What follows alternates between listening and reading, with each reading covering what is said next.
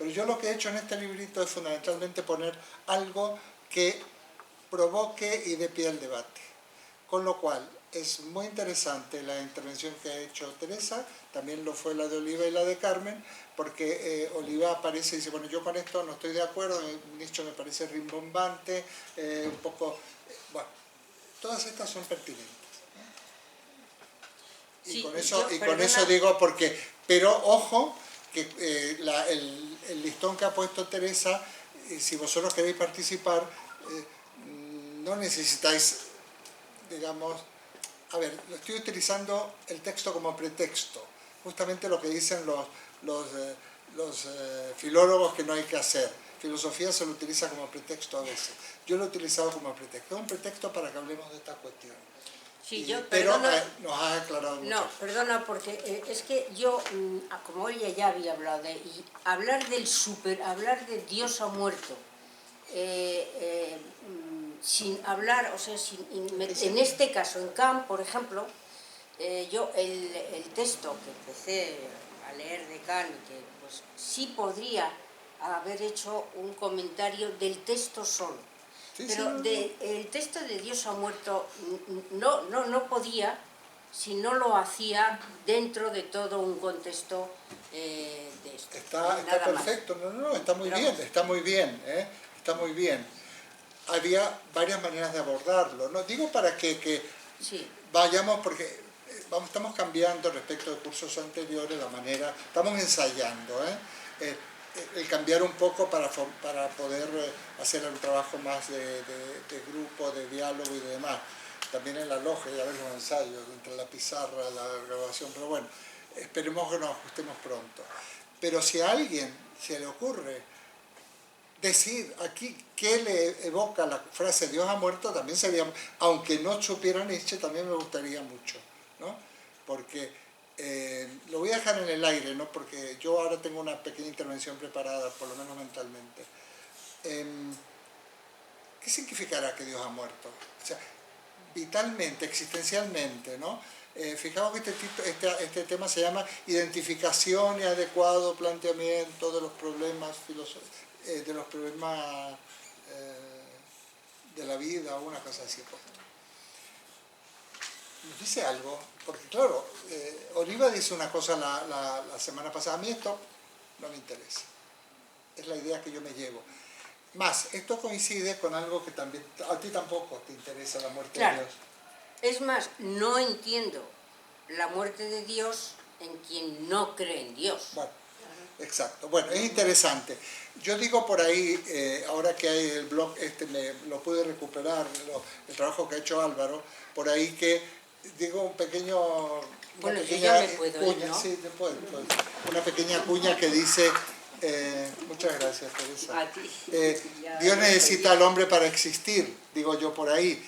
Significa que si nosotros, el Dios que sea, me da igual el cristiano o lo que sea, Dios necesita al hombre para existir, porque si nosotros le negamos existencia, Dios no existe, por más que oye, aquí estoy, no existe.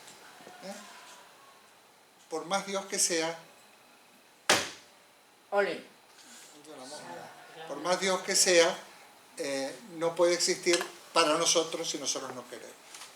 Bueno, ahí queda el asunto, porque cuando tuvo la intervención de Carmen, yo, hemos tenido más tiempo, que siempre, por más tiempo que tenemos siempre nos falta, hubiera sido interesante meter una cuña ahí, porque, o sea que, parece ser que todavía hay gente que cree en Dios. Yo lo digo de una manera no irónica, Para mí nunca ha sido un problema, a mí nunca me ha quitado el sueño el tema de Dios, nunca, jamás. Y ojo que he tenido una formación cristiana interesante, pero a mí no me ha quitado problemas, porque quizás desde pequeño yo me puse en la línea de pensar que la cuestión de Dios es la cuestión del hombre, con lo cual Teresa dijo una cosa muy interesante, ha mencionado el Dios metafísico. Efectivamente, el Dios metafísico es lo peor que puede haber ocurrido, es la máxima alienación. Ese Dios metafísico, como que si tuviera que haber una causa del universo y cosas por el estilo. ¿Y por qué? Si la hay, que la haya, pero no podemos llegar a ella. La ciencia no busca causas. Esto sería Newton. La ciencia lo que va a buscar es explicación, ya Ptolomeo genial, explicar la apariencia. La ciencia sirve para explicar la apariencia o para explicar los fenómenos o para explicar lo que acontece obteniendo unas ecuaciones, unos enunciados válidos. Ahora, ¿qué es el huevo, qué es el primero? El huevo o la gallina no lo vamos a resolver nunca. Ahí van saliendo cositas. Yo por eso digo que como todavía tenemos el segundo tema, al final de 4 sesiones podemos sacar algunas conclusiones. Bueno, ¿alguien quiere decir algo en esta línea? Sí, Carmen. Respecto a lo que ha dicho Teresa, que estoy de acuerdo, pero relacionando los dos textos, el texto de Nietzsche que estamos viendo y el texto de Kant, que tiene 3 preguntas, en la tercera pregunta del texto de Kant dice: ¿qué me cabe esperar? Es la tercera pregunta. Entonces, de forma de andar por casa, vamos, relacionando Dios ha muerto con la pregunta que hace Kant, ¿en qué me cabe esperar? Yo creo que todas las culturas han tenido experiencias religiosas. O sea, no hay ninguna cultura en ningún continente donde cada cultura no lleve per se una experiencia religiosa, una religión o una idea trascendente. Desde la mitología, el animismo, el paganismo, las religiones monoteístas e incluso el panteísmo, en todas ellas, en el hombre, nazca donde nazca, y a lo largo de la historia y de la prehistoria ha habido siempre una necesidad trascendente. Eso nos lo da... hasta ahora, o hasta hace poco. Hasta ahora, y creo que en lo sucesivo. Yo creo que nuestra cultura, si podemos llamar cultura, a la actual, no quiero ponerle motes posmoderno, la cultura de Internet, que los otros días, ayer se cumplen 50 años de la primera conexión, claro, yo creo que Dios ha muerto y súper muerto. Por lo tanto, no creo que la gente hoy en día, Carmen, con todo respeto, la gente se guíe por unos criterios religiosos del tipo que sea. No. Ni nuestros políticos, ni nuestra gente, nadie. Dios ha muerto, desaparecido de una manera brutal en unos pocos años. Esa es mi opinión. Y esto es una cultura. Esto es una cultura. Discrepo totalmente. O sea, estoy de acuerdo contigo. Yo no soy creyente, pero vivimos en una sociedad que celebra la Semana Santa en los pueblos. Los pueblos tienen muchísimos actos religiosos. No es verdad.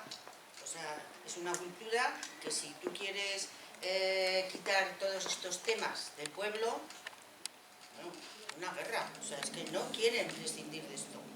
No quieren perder, dice. No quieren prescindir de la cultura religiosa. Claro, Lola, pero eso es una cuestión, fíjate, aquí hay varios sesgos. Esto es rural antropología de la religión o sociología de la religión, pero eso no es Dios. Bueno, muy bien, es un tema que ha planteado. Yo estoy de acuerdo contigo, salvo esta época que seguramente se caracteriza precisamente por la muerte de Dios. Estamos en una postura post-muerte de Dios, por ponerlo de alguna manera. Y no creo que tenga ningún papel relevante la cuestión de Dios.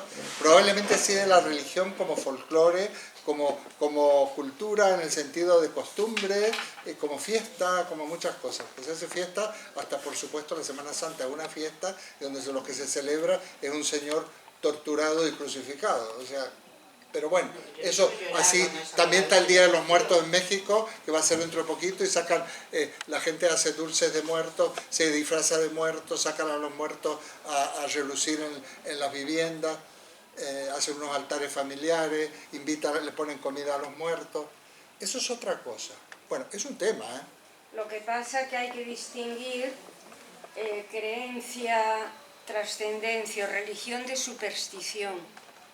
O sea que el tema no es un tema que tenga solución fácil. Y luego está la realidad. Si tú estás en medio del mar y tienes un naufragio, ¿de quién te acuerdas? No, yo ahí no estoy de acuerdo. Yo Yo sí. de mi profesor de natación. Yo no estoy de acuerdo porque yo lo he vivido y siempre se dice, bueno, en el último momento, cuando estás ya tal cual, pues te acuerdas de Dios. Yo he tenido pues un momento muy difícil donde entraba a un quirófano en el que, bueno, pues, en 2 ocasiones, y vino por la noche, pues el sacerdote no había venido a verme en ningún momento, y vino, pues bueno, aquí a saludarme y tal. Y le dije que no le necesitaba, que yo en mi vida, y aunque era joven, tenía las manos llenas, no tenía ninguna necesidad ni ningún temor a morir, tenía rabia. No, sigue, déjame un librito que quiero leer una cosa. Te dejo. No, ya, pásame. Tienes... No, que no quiero... No, pásamelo, no quiero confundirme. Sí. Entonces, bueno, pues quiero decirte que luego, por ejemplo, pues vinieron, estando en la convalecencia, pues unas monjitas cariñosas, encantadoras, y me dieron una estampa y se la acepté con todo el cariño del mundo, pero yo no necesité ni me acordé bueno, de a ver, Dios. ponemos un por otro lado, ya, porque nos vamos existe a ir el material, demasiados argumentos ad hominem. solamente Sí. un tema, y es que hay una filosofía que es el materialismo dialéctico, en el que pues Que también es una cultura. claro, pero que no hay ninguna necesidad de Mira, Dios.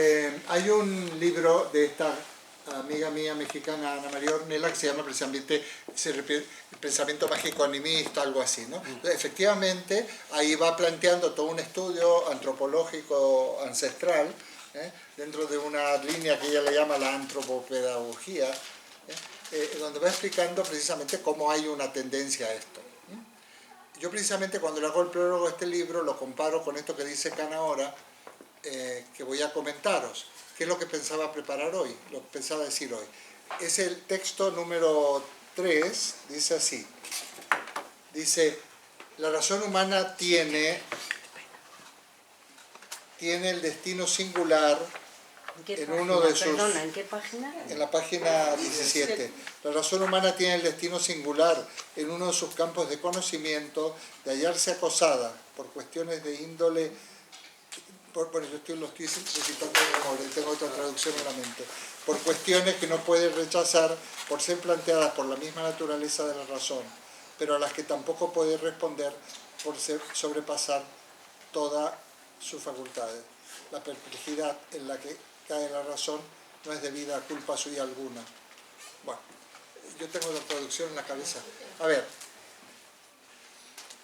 nosotros tenemos una tendencia a plantearnos aquellas cuestiones que le vamos a llamar cuestiones metafísicas. Hay como una tendencia, no creo que sea biológica, yo creo que es cultural, pero hay una tendencia. ¿Qué es primero, si el huevo o la gallina? Nos asaltan las cuestiones de la metafísica. ¿Cuál es la causa primera? ¿Qué sentido tiene la vida? Mejor, no así. ¿Qué hay después de la muerte? Parece que esto, en la época de Kant, era muy frecuente. Hoy menos. Entonces Kant dice, pero estas cosas, esto es una paradoja, porque esto no tiene respuesta. La condición humana es esa, plantearse preguntas sin respuesta. Esto tiene que ver con el tema 1 del librito. O sea, no confundamos las preguntas sin respuestas que nos surgen con que esas preguntas deban necesariamente tengan que tener una respuesta. Tenemos que aceptar, yo creo, la situación paradójica del ser humano, ese primate pretencioso y extraño, que yo a veces digo, que se cree que inventa dioses, inventa religiones e inventa realidades, ¿no? Entonces, el que surja la pregunta no quiere decir que esa pregunta tenga un sentido. Entonces, y porque la respuesta al Dios, a la pregunta metafísica por excelencia, que es la cuestión del principio de la causa primera, no puede menos que tener una respuesta metafísica. Entonces, el Dios metafísico es un espejismo o es, digamos, una especie es como autorreferencial, ¿no? En donde es como intentar describir el horizonte cuando el horizonte es aquello a partir de lo cual lo demás comprendemos. El otro día decía Oliva, hablaba del horizonte de comprensión. Hay un horizonte de comprensión, pero ese horizonte de comprensión no lo podemos ver. Es como la realidad no sabemos lo que es, porque la realidad sin nosotros no tenemos ni idea. Nosotros tenemos la realidad que nosotros construimos. No sé si esto está resultando complicado, pero quiero decir en el fondo que el problema de Dios, en este caso, que es uno de los problemas metafísicos, es un pseudo problema. Es un pseudo problema. Y que realmente sí, sabemos qué quiere decir esto y que es un pseudo problema, a lo mejor nos vamos a quedar muchísimo más tranquilos. No vamos a tener, por ejemplo, aquellas crisis de fe que se tenían, de los cuales muchos escritores del siglo XX refieren. Una crisis de fe, ¿qué será eso? Porque sí que es verdad que hay que distinguir entre fe y creencia. Pero entonces nos metemos en el tema de la fe. Palabras mayores. Palabras mayores. Va unido a otros elementos. Esperanza y caridad. Fe sin esperanza y caridad no es fe. Es una fe diferente. La fe, en la única religión donde se puede hablar de fe, son las religiones judeo-cristianas. Pero así todo,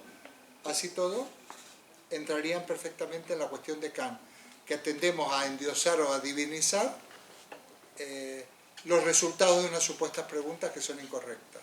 Pero para eso hay que leerse a Feuerbach, hay que leerse a Marx, hay que leerse a Freud, entre otros. Hay que leerse a Sartre, hay que leerse a Heidegger.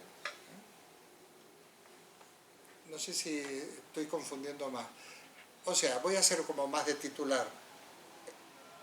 El problema de Dios es un pseudo problema, que en todo caso es cultural, porque, ojo, el problema de Dios no lo tenían, las sociedades muy religiosas no tienen el problema de Dios, ¿eh?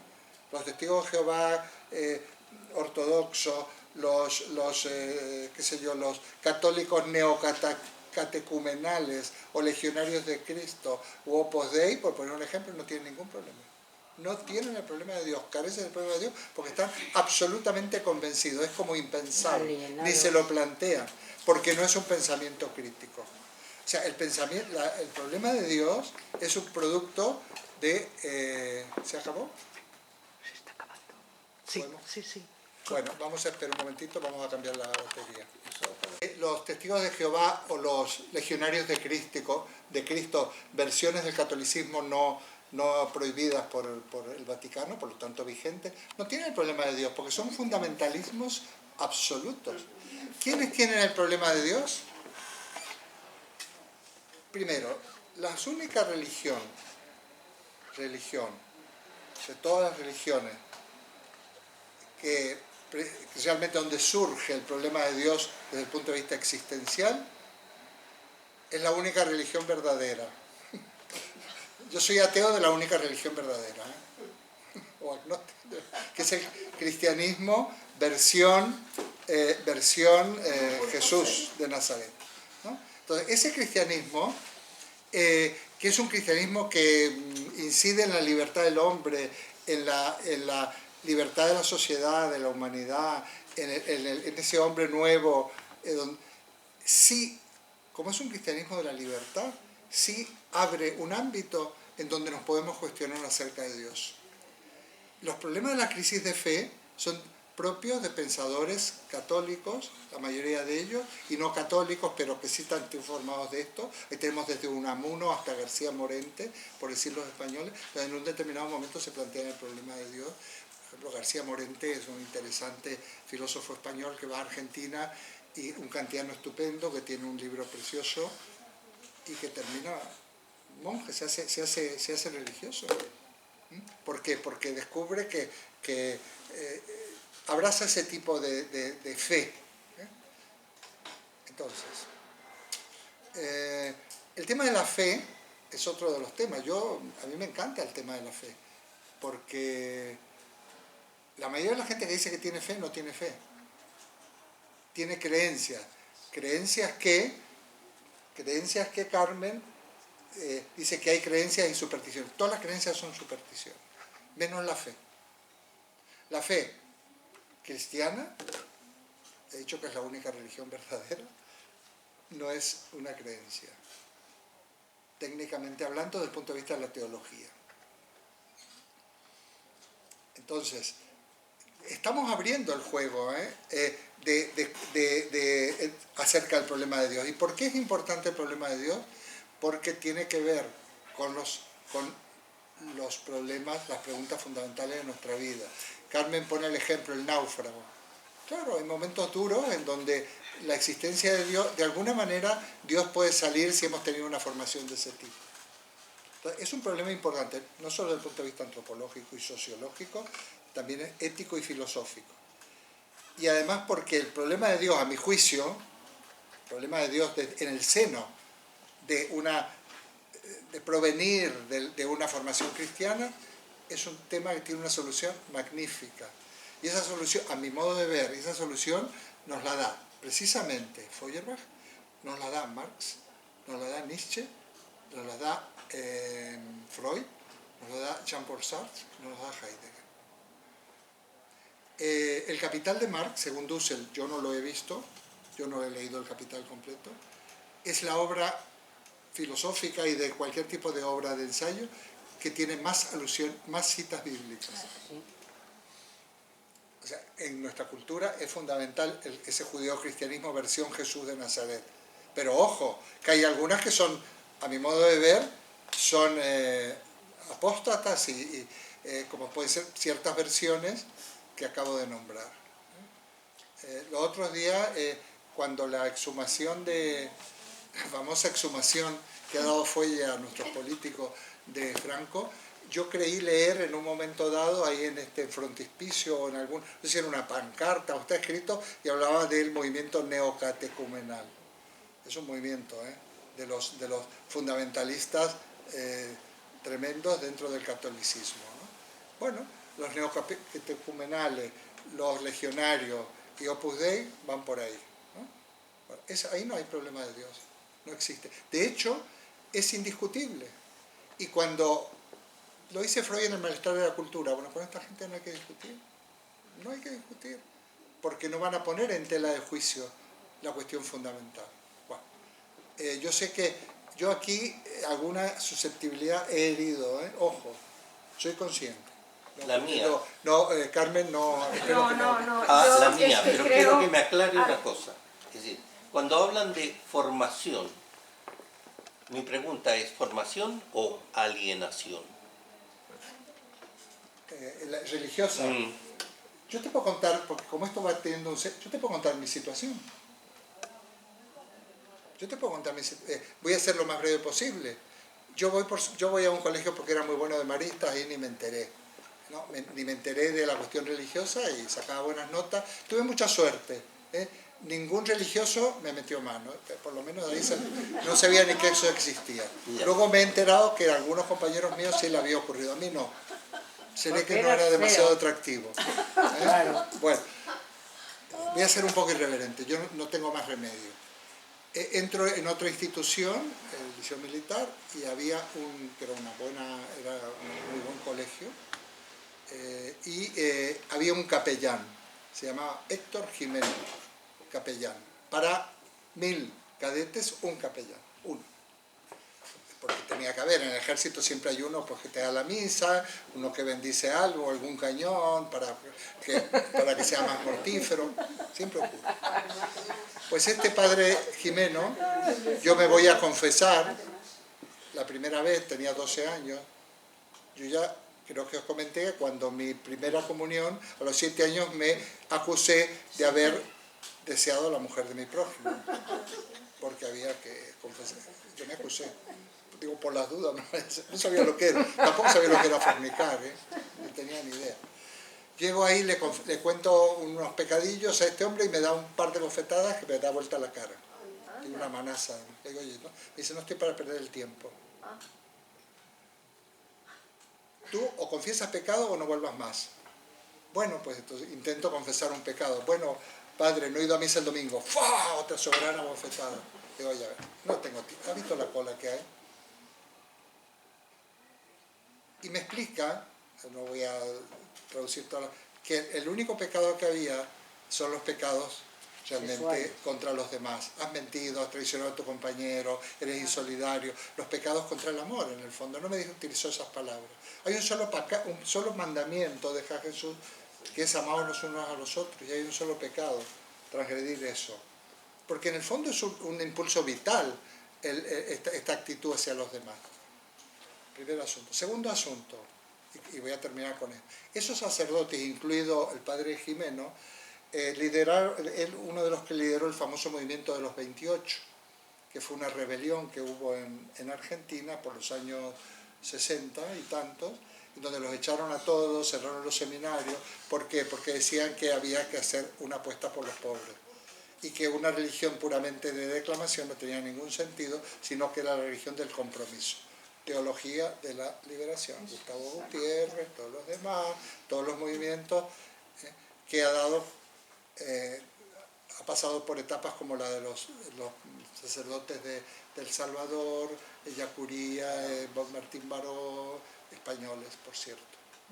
Entonces, Dussel habla de los mártires de América Latina. Pues esa es la formación que yo tuve, que me formaron en el compromiso, que me da que no necesitamos a Dios en telequia metafísica, sino que en todo caso hay un ejemplo, una metáfora muy interesante, por eso hay que leer a Feuerbach, de que si realmente tú te juegas por los demás, terminas como Jesús en la cruz, torturado y crucificado.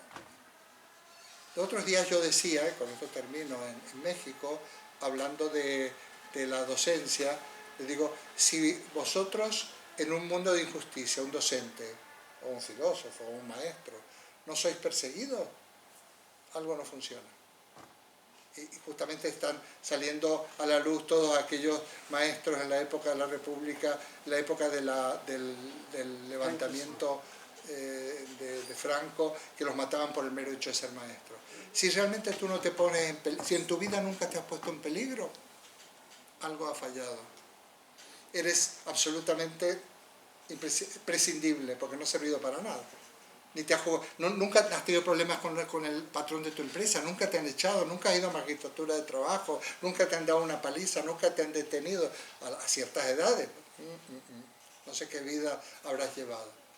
Pues hay una versión del cristianismo, hay muchos, Leonardo Boff, Monseñor Gel del Cámara, podría nombrar montones, que nos ha llevado a eso. Y luego, totalmente compatible quizás con la versión más cristiana que existe y más moderna, con un viaje filosófico que no es ni más ni menos que Carlos Marx. No, es que es compatible, no solo no es compatible, es una lectura filosófica del judeocristianismo magnífica. En Italia había un grupo que le llaman los cato-comunistas, el Partido Comunista Italiano eran de comunión dominical, los dirigentes del Partido Comunista Italiano. Porque quizás es la única versión, y ahora el Papa lo dice con toda tranquilidad. Hoy en día nadie se rasga las vestiduras porque se está utilizando un lenguaje, y no solo un lenguaje, sino una praxis política de apuesta seria por el oprimido al punto de jugarte la vida o de perderla, ¿no? A eso me refiero. Y entonces no te puede quitar el sueño el problema de Dios. Te tiene que quitar el sueño el de tu hermano que sufre. Y ya está. Porque el verdadero Dios es, como diría Nietzsche, y como diría Freud, sobre todo Feuerbach. Feuerbach para mí ha sido esclarecedor el año pasado. Hacía años que yo no lo había leído de joven. Me ha abierto unas perspectivas donde, claro, ¿cómo vamos a buscar a Dios quién sabe dónde si lo tenemos aquí? Lo tenemos aquí. Y no estoy predicando, pero fijaos, donde haya dos o más reunidos en mi nombre, ahí estoy yo. Donde haya dos o más personas comprometidos y luchando por la justicia, ahí está lo sagrado. ¿Qué es lo sagrado? La naturaleza y el ser humano. Ecología, compromiso político. Y se abre un panorama muy interesante. Yo decía en una de mis intervenciones, y lo tengo escrito, que yo aquí no voy contra nadie. Yo creo que de estas clases o de estas reflexiones sobre Dios tiene que pasar lo siguiente. Los creyentes salgan más creyentes y mejores creyentes, y los no creyentes más convencidos de que están en la línea, en el camino recto, porque no es necesario creer. Lo que es necesario es comprometerse y jugarse el pellejo por los demás. Sea en nombre de Jesús, sea en nombre de... Jesús es el símbolo del hombre, es la metáfora del ser humano. Luego la teología dice, no, Dios se hace hombre para que... Sí, todo lo que tú quieras, pero es la metáfora del ser humano, es un superhombre. Es un superhombre vencido, caído.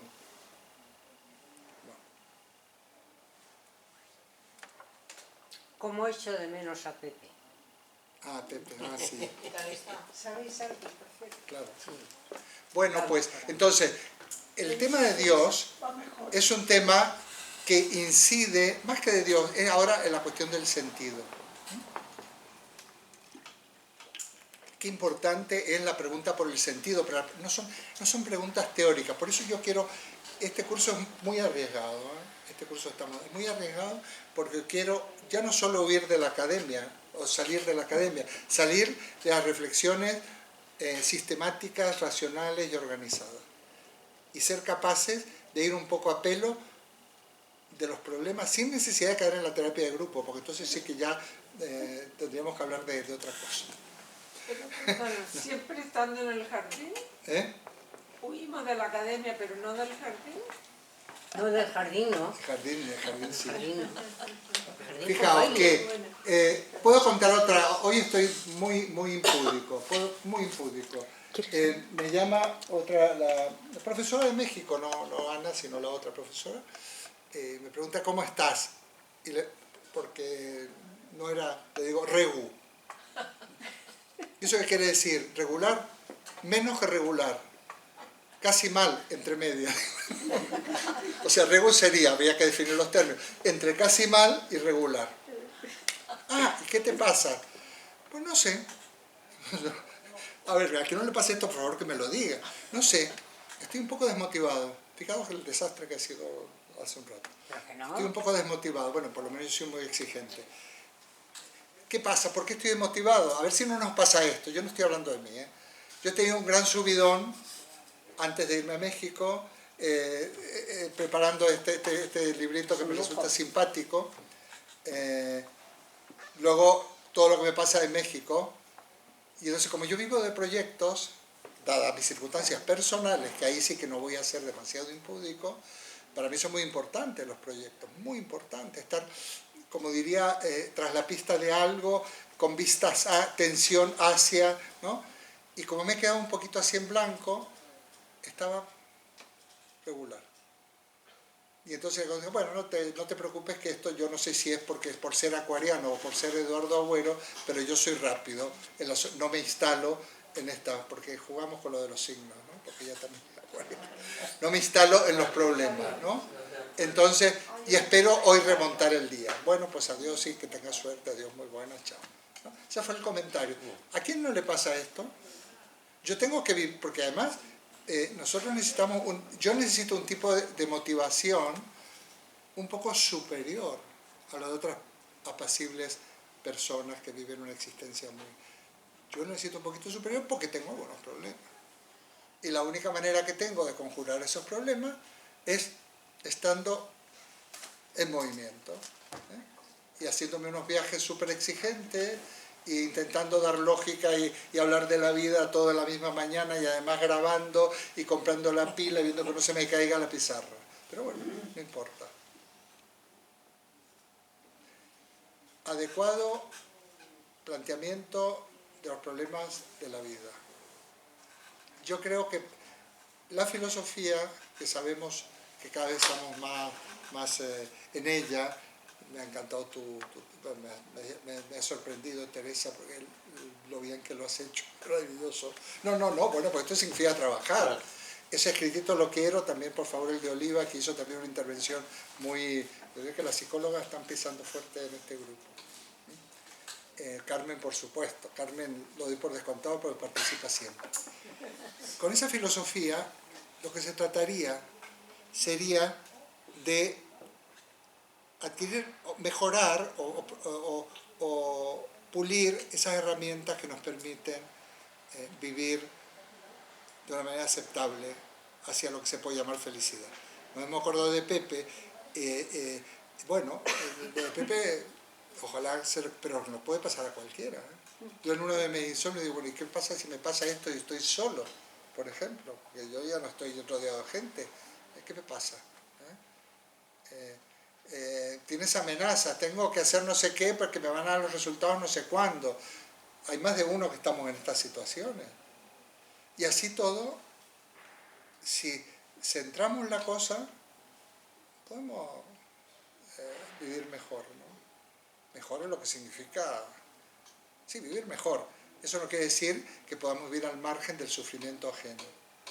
A mí me duele, hombre, el sufrimiento ajeno, no al punto de anularme, porque habría una cierta patología en eso, Me duele, me siento comprometido con trabajar en pos de la igualdad y de la fraternidad y de todo ese tipo.